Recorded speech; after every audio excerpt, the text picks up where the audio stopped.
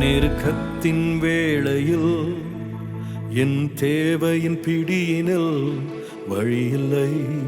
என்று நான் திகைக்கையில், நெருக்கத்தின் வேளையில்